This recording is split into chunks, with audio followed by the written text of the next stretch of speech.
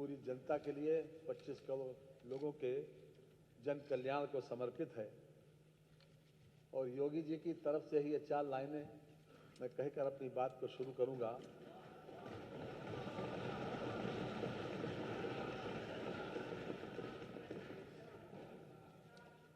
कि इस धरा से हर अंधेरे को मिटाकर,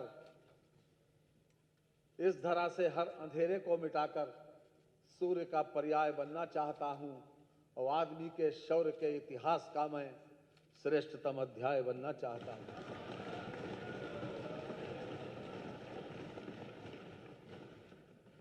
अध्यक्ष महोदय, रामचरितमानस की 2 चौपाई है। सुख संपत्ति भी नहीं बुलाए, धर्मशील पहीं जाए सोहाय। धर्मशील व्यक्ति के पास स्वाभाविक रूप से यश, वैभव, संपन्नता स्वतः ही जाती है। जो लोग नहीं भी चाहते हैं तो भी आज ऐसे व्यक्ति, ऐसा मुखिया के नेतृत्व में ये बजट तैयार किया गया। मैं इसको आपके माध्यम से संपूर्ण सदन को और आपके माध्यम से पूरी जनता को समर्पित करता हूं। माननीय वित्तीय वर्ष 2025-26 के बजट अनुमानों पर मैं अपना वक्तव्य आपकी अनुमति से प्रारंभ करता हूं। माननीय इस वर्ष परम पावन तीर्थ नगरी प्रयागराज में महाकुंभ 2025 का भव्य आयोजन हो रहा है। हम सभी जानते हैं कि महाकुंभ 144 वर्षों में आता है। ये हम सभी के लिए ही नहीं, अभी तो संपूर्ण भारत देश और पूरे विश्व के लिए परम सौभाग्य का विषय है कि हम अपने जीवन काल में आस्था, संस्कृति और मानवता के समागम के इस महापर्व के भागी बन सकें। कुंभ का वर्णन ऋग्वेद एवं अथर्ववेद में मिलता है। ये भारत की प्राचीन सांस्कृतिक एवं धार्मिक अक्षुरता का परिचायक है। कुंभ मात्र एक धार्मिक सांस्कृतिक मेला ही नहीं है, ये एक दुर्लभ खगोलीय घटना भी है। प्रयागराज में आयोजित होने वाले कुंभ के विषय में पुराणों का ये श्लोक मैं पढ़ना चाहूँगा। मेष राशिगते जीवे मकरे चंद्र भास्करो अमावस्या तदा योगः कुंभ तीर्थ नायके। अर्थात बृहस्पति मेष राशि में तथा चंद्र और सूर्य मकर राशि में जब आते हैं और अमावस्या तिथि हो तो तीर्थों के नायक प्रयाग में कुंभ योग होता है। हमारी प्राचीन आस्था, धर्म और संस्कृति के प्रतीक कुंभ योग को अनादिकाल से सर्वश्रेष्ठ साक्षात मुक्ति पद की संज्ञा दी गई है। महाकुंभ में देश विदेश से आए लगभग 53 करोड़ से अधिक, वर्तमान में 56 करोड़ से ज्यादा हो गए श्रद्धालुओं ने प्रतिभाग किया। ये संपूर्ण विश्व में मनुष्यों का विशालतम समागम था, जिसके भव्य एवं कुशल आयोजन की सराहना सभी ने मुक्त कंठ से की है। संभवतः इस सदन में उपस्थित सम्मानित सदस्यों ने मानवता के इस महापर्व में पर प्रतिभाग किया होगा।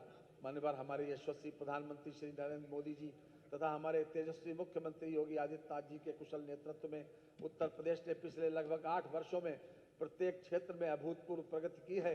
चाहे वह कानून व्यवस्था हो, आर्थिक विकास हो, औद्योगिक विकास हो, दुर्बल वर्गों को विकास की मुख्य धारा में लाना हो, गरीबी उन्मूलन हो, अवस्थापना विकास हो अथवा वित्तीय समावेशन हो। हमने चिकित्सा सुविधाओं का तीव्र गति से विकास किया है।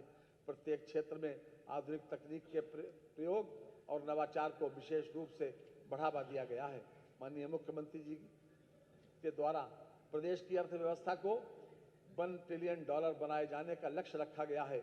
इस हेतु राज्य सरकार द्वारा 10 सेक्टर यथा कृषि एवं संवर्गीय सेवाएं, अवस्थापना, उद्योग, IT एवं इलेक्ट्रॉनिक्स, स्वास्थ्य एवं परिवार कल्याण, शिक्षा, पर्यटन, नगर विकास, वित्तीय सेवाएं, ऊर्जा, पूंजी निवेश आदि चिन्हित करते हुए सेक्टरवार कार्य योजना तैयार की गई है। प्रदेश सरकार के संबंधित विभागों द्वारा सेक्टरवार कार्य योजना पर कार्य चल रहा है, जिसकी समीक्षा नियमित रूप से की जा रही है। सुचारू नीति कार्यान्वयन, व्यापार को आसान बनाने, ईज ऑफ डूइंग बिजनेस तथा निवेश आकर्षित करने के लिए सतत विकास के कार्य के प्रति समर्पण भाव से प्रदेश के समस्त अंचलों में संतुलित निवेश का समग्र प्रवाह एवं नागरिकों के जीवन उन्नयन के लिए दीर्घकालिक मूल्यों एवं व्यवस्थाओं को सुनिश्चित किया गया है। हमारी सरकार राज्य को एक करने हेतु प्रतिबद्ध है।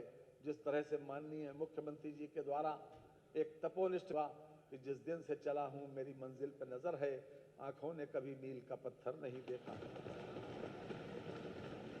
महोदय, हाल के वर्षों में उत्तर प्रदेश में निवेश आकर्षण, औद्योगिक एवं अवस्थापना विकास में उल्लेखनीय प्रगति हुई है।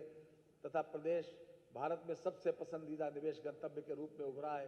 राज्य सरकार द्वारा अवस्थापना सुविधाओं का त्वरित विकास किया गया है। कई निवेशोन्मुख नीतियां घोषित की गई हैं तथा कारोबारी माहौल में अभूतपूर्व सुधार किया गया है, जिससे प्रदेश की छवि आर्थिक रूप से पिछड़े राज्य से परिवर्तित होकर एक प्रगतिशील राज्य के रूप में स्थापित हुई है।